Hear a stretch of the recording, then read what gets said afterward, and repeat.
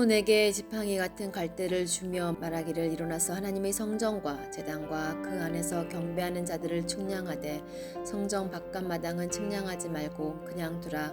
이것은 이방인에게 주었은즉 그들이 거룩한 성을 42달 동안 짓밟으리라. 내가 나의 두 증인에게 권세를 주리니 그들이 굵은 베옷을 입고 1260일을 예언하리라. 그들은 이 땅의 주 앞에 서 있는 두 감람나무와 주토떼니 만일 누구든지 그들을 해하고자 하면 그들의 입에서 불이 나와서 그들의 원수를 삼켜버릴 것이요 만일 누구든지 그들을 해하고자 하면 반드시 그와 같이 죽음을 당하리라. 그들이 권능을 가지고 하늘을 닫아 그 예언을 하는 날 동안 비가 오지 못하게 하고 또 권능을 가지고 물을 피로 변하게 하고 아무 때든지 원하는 대로 여러 가지 재앙을 땅을 치리로다. 그들이 그 증언을 마칠 때에 무적행으로부터 올라오는 짐승이 그들과 더불어 전쟁을 일으켜 그들을 이기고 그들을 죽일 터인지 그들의 시체가 큰 성길에 있으리니 그 성은 영적으로 하면 소돔이라고도 하고 애굽이라고도 하니 곧 그들이 주께서 십자가에 못 박히신 곳이라. 백성들과 족속과 방언과 나라 중에서 사람들이 그 시체를 사흘 반 동안을 보며 무덤에 장사치 못하게 하리로다. 이 두 선지자가 땅에 사는 자들을 괴롭게 한 고로 땅에 사는 자들이 그들의 죽음을 즐거워하고 기뻐하여 서로 예물을 보내리라 하더라. 3일 반 후에 하나님께로부터 생기가 그들 속에 들어가매 그들이 발로 일어서니 구경하는 자들이 크게 두려워하더라. 하늘로부터 큰 음성이 있어 이리로 올라오라 함을 그들이 듣고 구름을 타고 하늘로 올라가니 그들의 원수들도 구경하더라. 그때에 큰 지진이 나서 성 10분의 1이 무너지고 지진에 죽은 사람이 7천이라. 그 남은 자들이 두려워하여 영광을 하늘의 하나님께 돌리더라. 둘째 화는 지나갔으나 보라 셋째 화가 속히 이르리로다.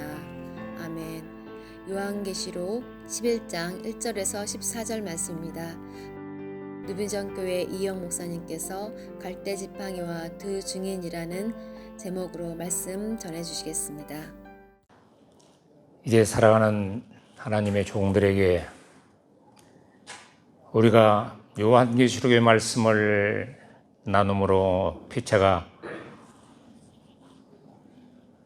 말세해주는 주님의 음성이 무엇인가 그렇게 들었으면 좋겠습니다. 제가 이 목사님 부부 특송하는 것을 들으니까 참 하모니가 잘 이루어진 것 같아요. 서로 사랑해서 만나서 그 사랑을 변하지 않고 또 이렇게 찬양으로 작은 교회를 섬기면서 또 말씀으로 때로는 전하면서 이렇게 은혜를 나눌 수 있는 것 참 제가 은혜를 받습니다. 우리 친구 목사님 한 분 중에 언젠가 이야기를 했지만은 사모님이 뇌졸중으로 쓰러져 가지고 뇌를 서울대병원에서 2번이나 수술했다는데 10여 년이 넘도록 그렇게 극진히 간호를 해요. 참 그걸 보면서 참 그리스도 사랑이 부부간에도 넘치는 것이 얼마나 귀한 일인가.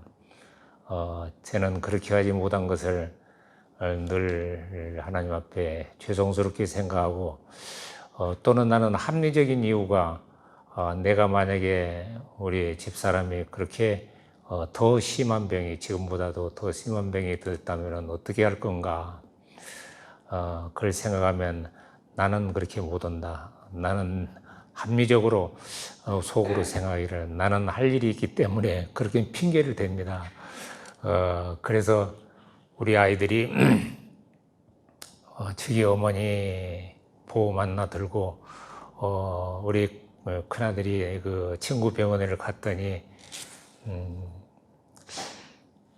돌아와가지고 하는 말이 아빠 엄마 그 보험을 꼭 요양해 줄 수 있고 간병해 줄 수 있는 나중 위기에 그런 보험을 들여야 되겠다고 그래가지고 즉각 들더라고요.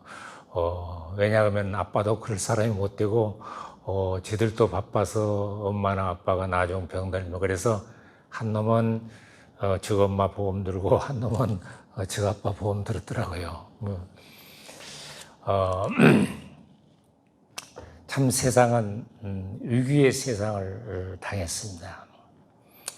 전 노르웨이 수상을 했고 WHO 총재를 했던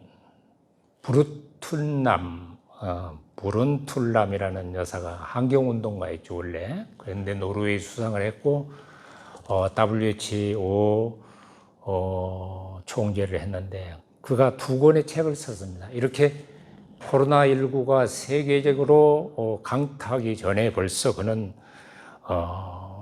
위기의 세상이라, 위기의 세상이라, The World at Risk라는 책을 썼죠.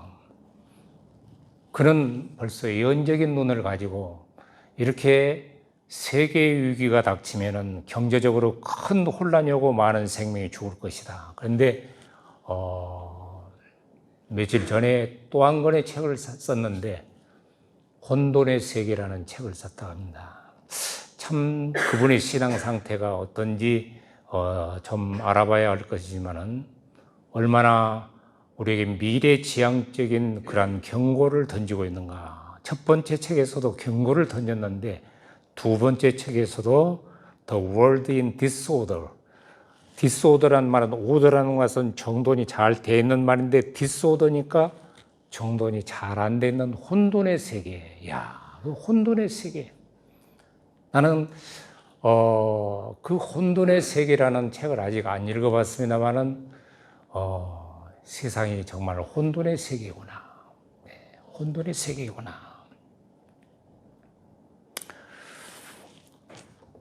세계 약 3천만 명이 코로나로 병들어 있고 사망이 95만 명, 어제 날짜로 그렇게 통계 나왔습니다.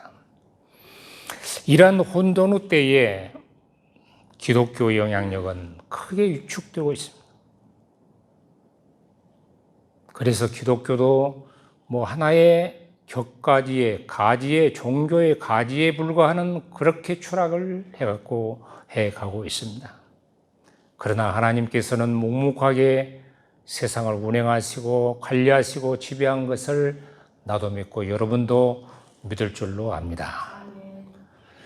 사도 요한은 지팡이 같은 측량자 하나를 받았습니다. 저도 매우 자를 좋아합니다. 그래서 이 자를 늘 줄자, 좀 좋은 것, 한 서너 개, 미국서 올 때도 큰 줄자를 가져왔어요. 한 50m 정도 길이가 될 수 있는 그 긴 자. 왜냐하면 교회를 하나님께서 또 허락하시면 이 줄자를 가지고 한번 재보자. 그래서 인치로 되어 있는 줄자입니다만 그 청량을 할 수 있는 자. 그 어디를 청량하느냐? 하나님의 성령과 제단을 청량해라. 그 안에 있는 사람만 청량해라.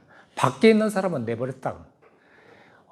영어 성경에 보면은 밖에 있는 성경 밖에 있는 사람 내쫓아버리면 그냥 캐스트아웃 했다면 떨쳐버렸어. 내쫓아버렸어. 자, 청량의 목적은 무언가?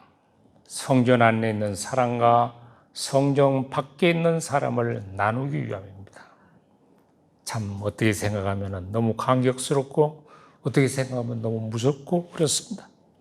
성전 안에 있는 사람은 예수 그리스도의 피로 사신 하나님의 자녀를 찾기 위함이고 하나님 자기 것을 확실히 하고자 합니다. 자기 것, 하나님의 것. 여러분 감동스럽지요. 우리는 부족하지만 하나님의 것이 됐다. 하나님의 것. 이들은 우리 안에 있는 양이며 주님이 아시는 양이며 주님의 음성을 구별할 줄 아는 양입니다. 이 세상에 살지만은 하늘나라의 일을 하는 자들입니다. 유명한 하나님의 사람 이야기를 하나 하겠습니다. 참 하나님의 사람이다. 엘리야가 하나님의 사람이다. 가야 다른 사람이 볼 때 이 목사는 하나님의 사람인가? 이렇게 조그마한 백동마을 하나도 나를 모르는 사람들이 너무 많은데 하나님의 사람인가? 그렇게 여러분들이 어디 가면 저 하나님의 사람 간다. 근데 그가 어느 날 자기 조그마한 골방, 하나님의 성령이 그곳에 늘 계신다는, 하나님의 영광이 늘 그곳에 계신다는 확신을 가지고 그 방에서 하나님과 밀월의 시간을 가졌습니다. 기도를 하고 찬송을 하고 말씀을 읽고 혼자서 하나님과 깊은 밀월의 예배 시간을 가졌습니다. 그래 깊은 생각을 하나님 그렇습니다. 나 같은 죄인을 하나님이 예수 그리스도의 제자로 삼으셨다니요. 하늘나라 자녀로 삼으시다니요. 그렇게 해서 깊은 교제를 나누고 있는데 종이 울렸습니다. 그 종소리는 뭐냐 그러면 배고픈 사람들의 수도원 밖에 있는 배고픈 사람들이 그 종을 치며 모여들어서 빵을 먹는, 나눠주는 시간입니다. 그래서 이 하나님의 사람은 갈등을 했습니다. 내가 나가서 빵을 줄 건가?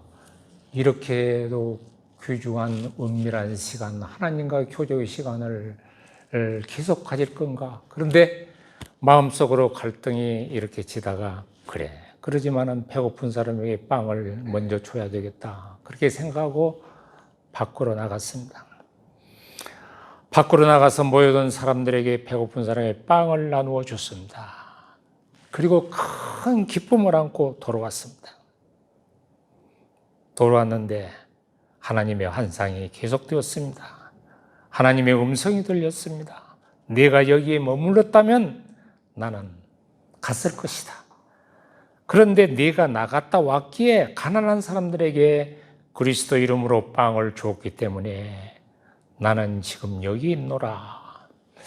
나는 이 하나님의 사람 이야기가 뭔가, 이렇게 혼돈의 시기에, 혼돈의 세월이, 시간이 계속됩니다. 1년 가까이. 근데 우리가 뭘 해야 될 건가? 하나님의 사람이라면 가만히 앉아서 있을 것인가? 혼자 하나님과 밀월의 시간만 가지고 있어야 될 건가? 아닙니다. 뭔가 일을 해는, 복음과 합당한 일을 해는. 자, 그래서 오늘 세 가지로 본문 말씀을 중심으로 해서 생각하고자 합니다. 갈대지팡이와 두 증인. 첫째로는 성전과 제단에서 경배하는 자는 누구인가? 성전 안에서 경배하는 자들은 어떤 사람일까? 여기 성전은 나오스라는 원어의 뜻은 뭘 가리키냐? 제사장만이 들어갈 수 있는 거룩한 곳. 우리 예수님이 십자가에서 마지막 운명을 큰 소리를 하시고 운명하실 때 성전의 휘장이 위에서부터 아래로 찢어졌다 그랬습니다. 바로 그 장소입니다. 여러분, 베드로 사도는 우리를 뭐라고 불렀습니까? 왕 같은 제사장이라 그랬지 않습니까? 제사장만이 들어갈 수 있는 나우스 그 성전에 있는 참된 성도를 가리키는 것입니다. 진실한 성도를 가리킨 것입니다. 주님의 피로 보혈로 씻음받고 죄 용서를 받고 거듭난 성도를 의미하는 것입니다. 그리스도를 구주로 영접하고 참된 신앙을 고백하는 우주적 교회의 구성원들을 말하고 있습니다. 우리는 이 시간 성전 안에 들어있는 자만이 측량하라는 말을 깊이 생각해 봐야 되겠습니다. 오늘날 많은 대형 교회는 직업화되어 가지고 그리고 프로화되고 있습니다. 그래서 노래를 부르는 사람들을 사오고 또 무슨 뭘 하는 댄싱을 하는 사람들을 사오고 해서 하나님의 교회가 이렇게 직업적으로 전락되어 가고 있습니다. 그래서 많은 사람들은 그리스도의 임재, 하나님의 임재보다는 자기의 구속에 대한 문제보다는 죄 용서의 문제보다는 미래에 대한 문제보다는 이제 그냥 마음의 평안을 누리는 곳으로 교회가 전락하고 말았습니다. 바로 성령은 이러한 교회 마당만 밟은 자라고 말하고 있습니다. 참된 성도는 성전 안에 들어가서 주님과 교제를 하고 기도의 향을 피우며 거룩한 촛대로 상징되는 성령의 조명을 받으며 주님의 말씀을 의미하는 상징하는 떡을 나누는 자들을 가리키는 겁니다. 오늘 저는 이런 교회를 이제 이상적으로 생각하고 있습니다. 우리는 부족하고 작지만은 이런 교회, 성전 안에 들어와 있는 교회, 주님이 만약에 잣대로 청량을 하신다면 우리는 그 안에 들어갈 수 있는 그러한 교회. 이것이 제가 노년에 이제 세우고자 하는 하나님의 교회입니다. 그래서 여러분들은 의미를 알으셨을 겁니다만 저는 왜 개의 찬송을 자꾸 빛나고 높은 보좌와 그 찬송을 부르냐 그러면 내가 받은 계시대로, 내가 받은 마음의 깊은 은혜대로 그냥 눈을 감고 기도를 하면은, 찬송을 하면은 보좌에 앉으신 주님이 우리 교회에 충만한 그런 모습이 임재하는 그런 교회를 이상하고 있습니다. 두 번째는 두 증인은 누구인가? 3절에 보면 두 증인에게 권세를 주리니 굵은 벼슬을 입고 1260일을 예언하리라. 한때 우리나라가 혼란 위에 있을 때 통일교와 전도간 이단자들이 자신들을 두 증인이라고 했습니다. 어떤 학자는 두 증인은 누구냐? 베드로와 사도를 가리킨다고 했습니다. 그러나 이 같은 답은 정답이 아닙니다. 스가랴서는 스가랴 4장의 이 물음의 답을 말하고 있습니다. 감람나무 두 가지는 무슨 뜻입니까? 묻는 스가랴에게 기름 발린 자 둘이니 온 세상의 주 앞에 섰는 자니라. 이 주 앞에 섰는 자니라, 이걸 조금 해석을 하면 무슨 뜻이냐 그러면은 주님을 섬기기 위하여서, 주님을 서브하기 위해서 서 있는 자리다. 여러분, 예배라는 뜻은 예돈 예자, 예식이라는 예자, 경배 배자입니다. 근데 영어가 뭐냐면 서비스거든요. 아침 예배가 모닝 서비스, 점심 낮 예배가 오후 예배가 애프터눈 서비스, 새벽 예배가 얼리 모닝 서비스, 이렇게 나눕니다. 자, 하나님 앞에 예배란 건 뭐냐? 내 마음을 송두리째 바쳐드린 거죠. 자, 스가랴 4장은 오늘 말씀을 해석하고 있습니다. 스가랴에게 기름 발린 자 둘이니, 그랬습니다. 즉 주님을 섬기기 위하여 온 성도의 대표로 나타나 있는 자를 말합니다. 성경은 해석하기를 중요한 일을 증거할 때는 두 사람의 증인을 세운다고 했습니다. 세우라고 했습니다. 자, 여러분, 두 사람에 대해서 조금 생각을 해보면 성경적으로 주님께서는 12제자를 마태복음 10장에 파송할 때 2명씩 보냈습니다. 동일한 사건은 아니지만 같은 맥락으로 누가복음 10장에는 70명의 제자를 파송할 때 2명씩 파송을 했습니다. 그들에게 전도의 대명령을 주었죠. 예수님이 십자가 죽으시고 부활하고 승천한 후에 예수님의 제자들과 따르는 추종자들이 120명이 마가 요한의 다락방에 모였습니다. 승천을 바라보았던 자들입니다. 모든 믿는 자들에게 전도의 대명령을 그들에게 주었습니다. 그들도 주시고 승천한 자들에게도 줬습니다. 많은 모든 사람들에게. 자, 전도를 파송할 때 두 사람씩 보냈다는 의미는 한 사람이 낭망하며 한 사람이 다른 한 사람이 힘을 준다는 뜻이. 한 사람이 실망할 때 한 사람이 위로하고 격려하는. 이러한 두 증인에게 다시 말하자면 결론은 여호수아와 스룹바벨로 두 증인은 성경의 실제적인 인물은 역사적인 인물은 대제사장인 여호수아와 허물어져 있는 훼손된 예루살렘 성전을 재건하의 명령을 받았던 스룹바벨 이 두 사람을 가리키지만은 이 두 사람은 오늘날 우리 교회를 가리키고 교인을 가리키고 성도를 참된 성도를 가리킨단 말입니다. 이들에게 스룹바벨에게 허물어진 훼손된 성전을 재건하라는 명령을 주셨듯이 오늘 우리에게는 하나님의 말씀을 전하라는 미션이 주어졌다고 말입니다. 마태복음 28장 20절에는 세상 끝날 때까지 주님의 성천을 바라봤던 많은 사람들에게 내가 너희와 함께 있으리라 그랬습니다.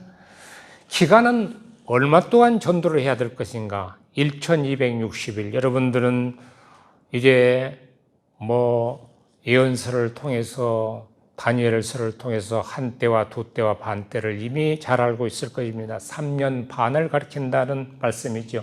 1200날수로는 60일입니다. 영적으로 해석은 신약시대를 의미한 것이죠. 옷은 굵은 돛을 입고 예언을 하라 그랬습니다. 신약시대를 총취한 것이죠.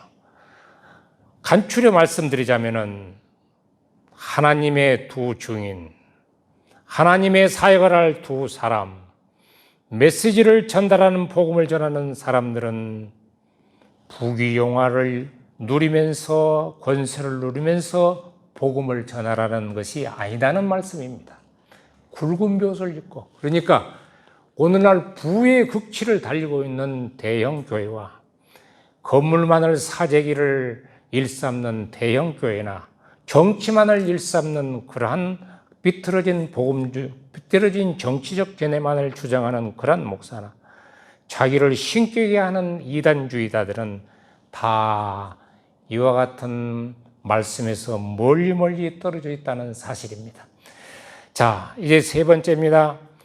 그러면은 두 감람나무와 두 증인의 사명은 무엇인가? 오늘 말씀의 요점이라고 하겠습니다. 아까도 말씀드렸지만은 1260일 신약시대에 주어진 이 신약시대에 복음을 전파할 한 기간입니다. 이 땅에 주 앞에 섰는 두 감람나무, 두 촛대. 자, 우리는 부족하고 또 부족하지만은 뭔가 두 감람나무를 생각하면은 여러분 감람나무 생각하면은 뭔가 거룩하고 신성이 생각나요. 여러분 아마 성지 순례를 다녀오신 분들은 보셨을 겁니다만 겟세마네 동산 밑에 가면은 그 감람나무들이 있지요. 오래된 감람나무들 베드로가 조리고 제자들이 조올랐다는 그것을 봤다는 그 감람나무가 있죠. 예.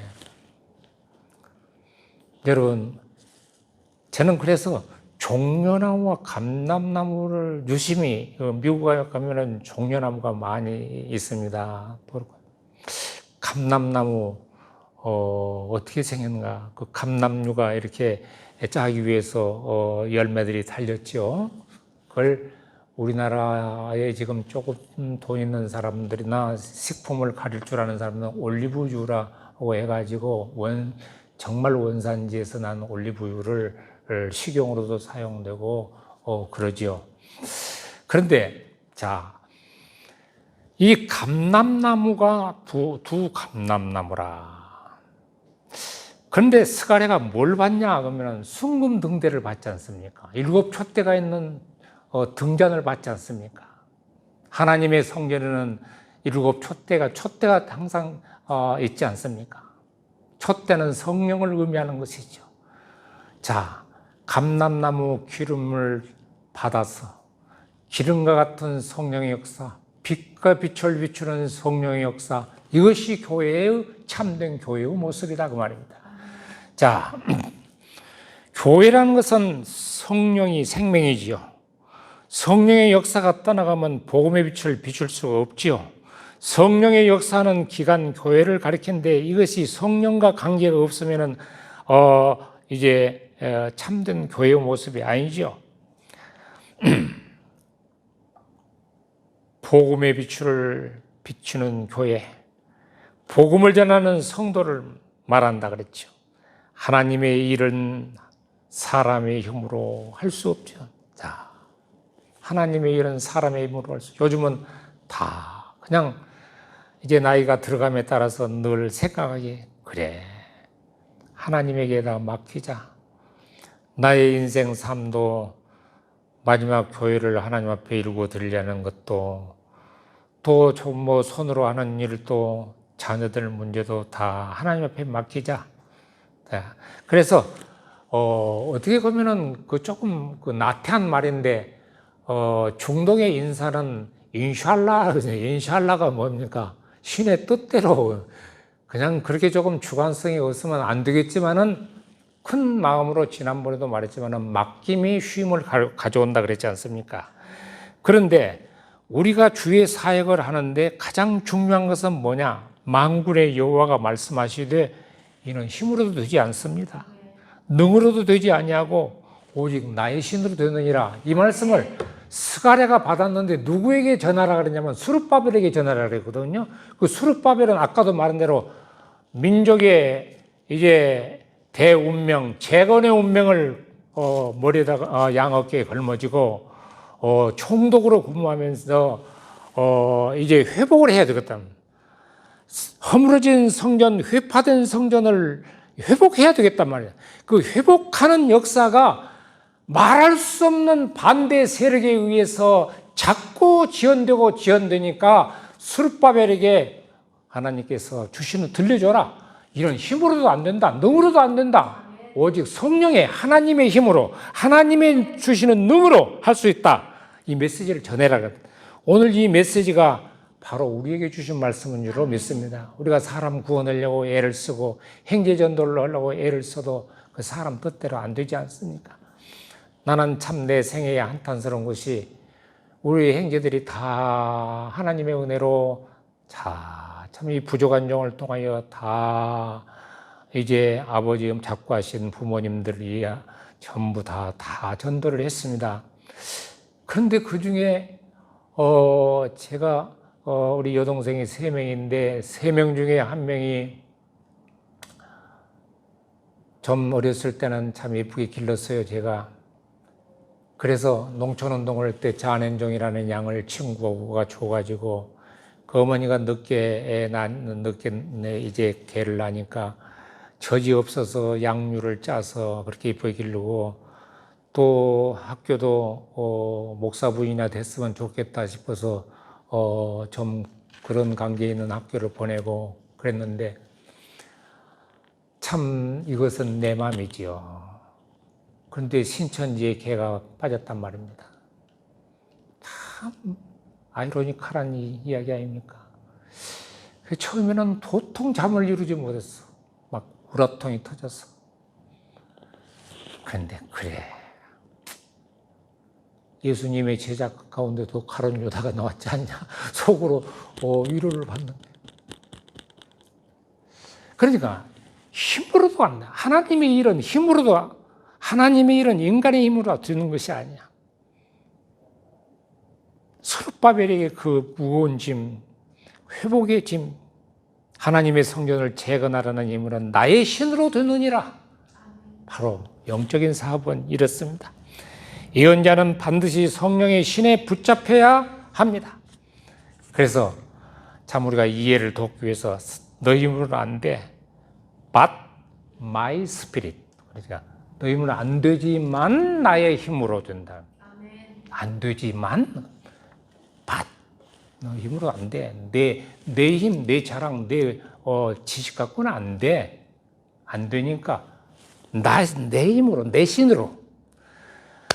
복음은 하나님의 궁유를 전해야 됩니다. 하나님의 능력을 힘입어서 스가랴가 받은 계시대로 뭐라고 전해야 되겠습니까? 은총을 전해야 합니다. 하나님의 은총으로만이 복음을 전하는 종들은 눈에 보이지 않는 열매가 나타나도 그래 하나님의 교회를 세워서 몇 명 전도했냐 순종하는 사람이 없다 할지라도 그건 실패하는 거 아니에요. 왜? 피와 눈이 결코 헛되지 않기 때문에.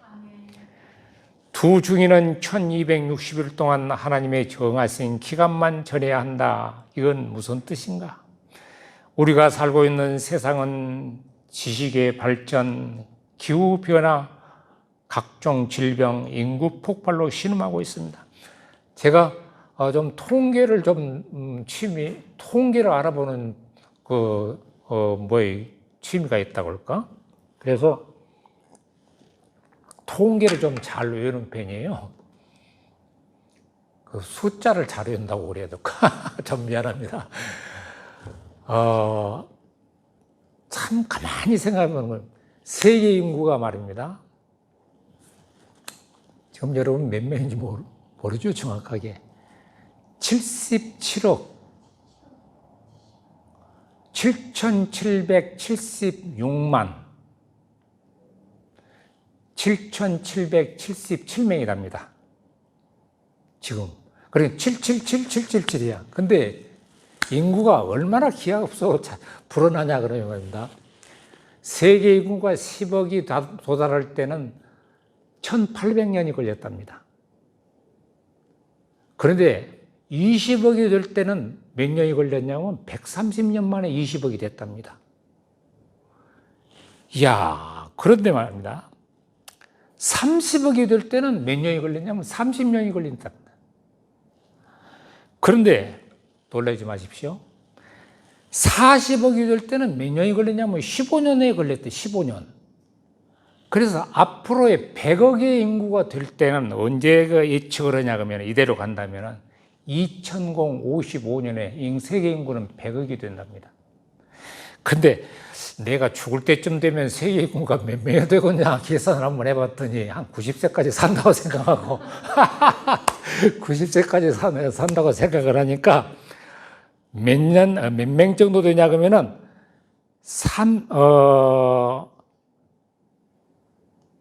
2023년에는 80억 정도 되고 2037년에는 90억 정도 된답니다. 근데 여러분, 그래서 코로나와 인구가 어느 정도 관계가 있나 봤더니 말입니다. 자, 하루에 출생하는 인구가 세계 인구가 7만 정도 되는데 죽은 인구가 반 정도 되는데 코로나로 죽은 인구가 그분 약 6분의 1 정도 코로나로 죽습니다, 현재. 자, 이러한 종말의 시점에 주어진 우리에게 주의 음성은 뭐라고 말한가? 백성과 족속과 방언과 나라에 복음을 전하라. 복음을 전하라. 물론 그 일은 쉽지 않죠.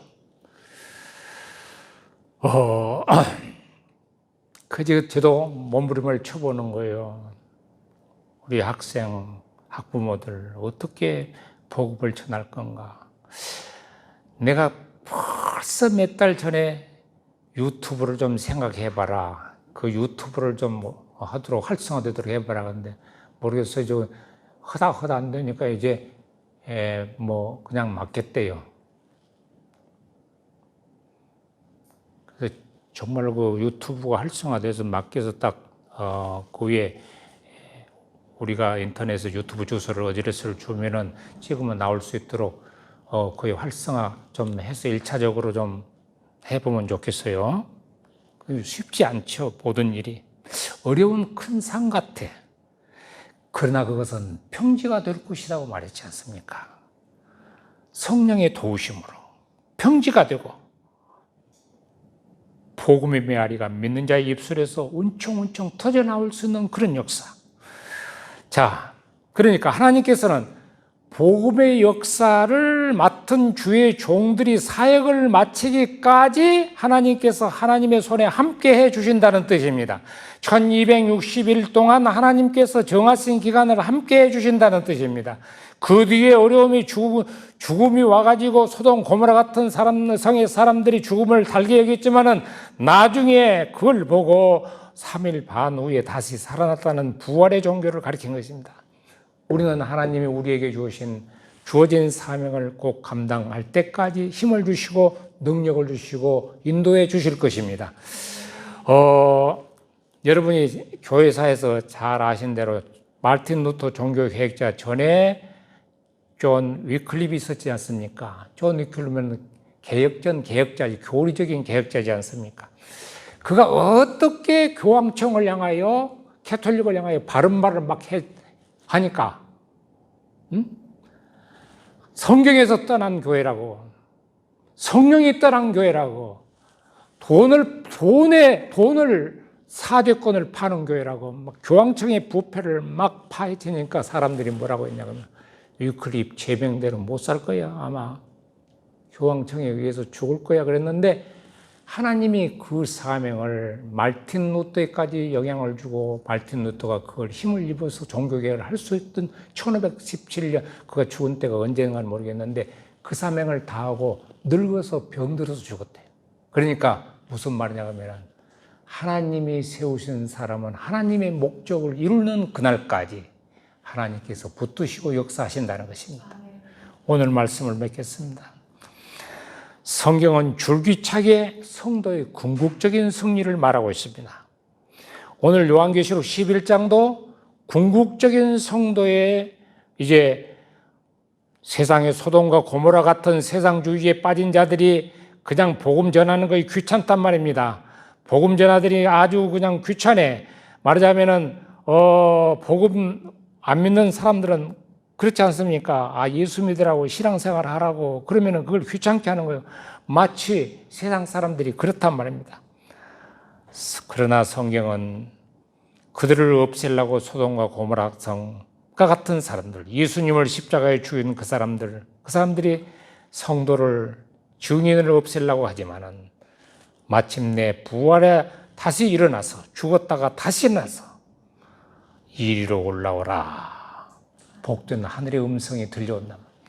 이 음성을 들릴 때까지 우리에게 주어진 사명을 성령에 힘입어서 감당하는 주의 종들이 되기를 주의 이름으로 축원합니다.